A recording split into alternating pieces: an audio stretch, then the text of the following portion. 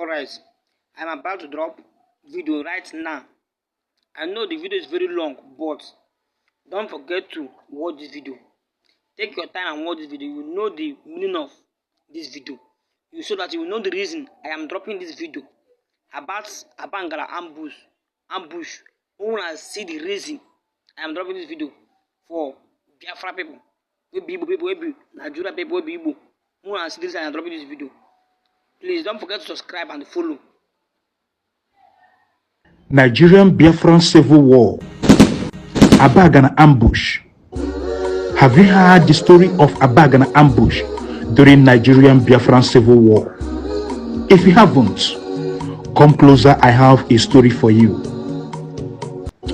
Did you know that the battle at Abagana was the heaviest single loss by the Nigerian army during the Civil War that led to General Murtala Mohammed being relieved of his command and never saw him command a division again?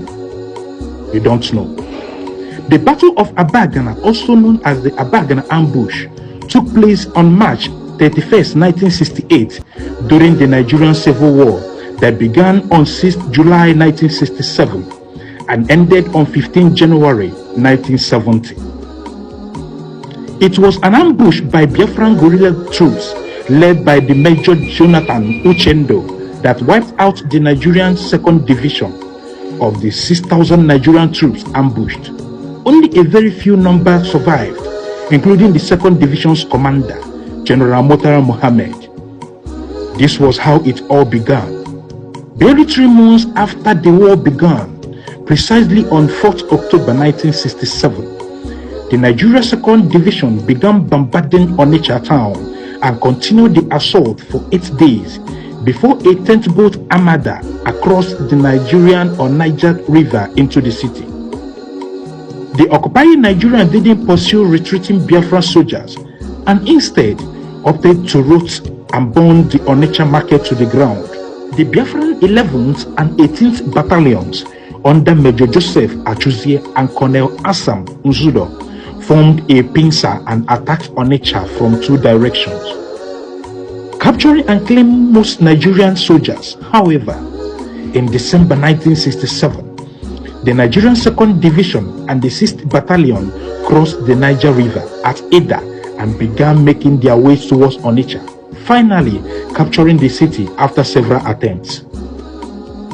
The Nigerian forces now intended to link up the 1st Division at Enugu with the 2nd Division at Onitsha. To this end, the Nigerian 2nd Division moved out towards Enugu in a long convoy supported by armored cars.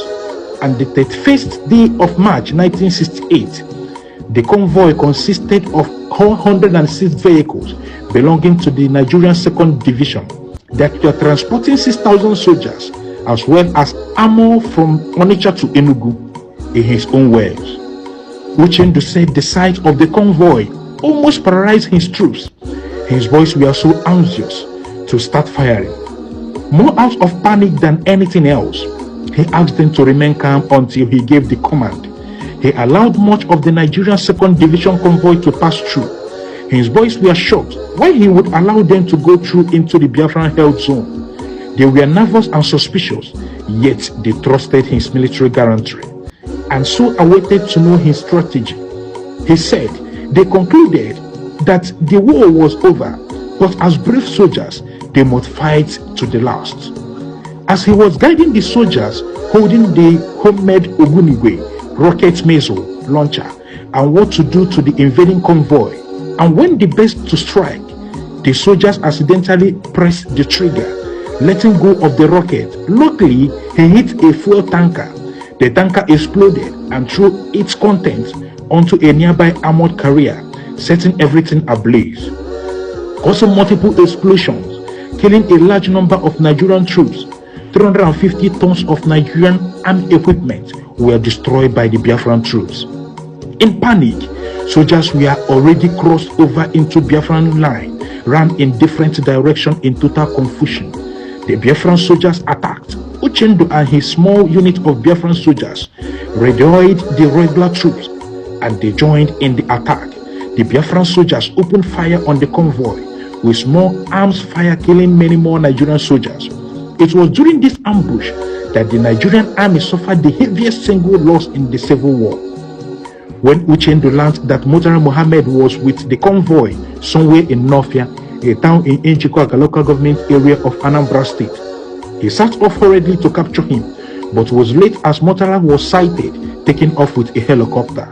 The successful ambush gave both Biafran soldiers and civilians hope in the war, as well as temporarily halting the Nigerian advance into Biafran territory. General Murtala Muhammad was relieved of his command and never commanded a division again. May I know if you have another different version of this story? Can you please share in the comment section? Don't forget to click on the plus sign and follow us for more. Thank you and God bless you.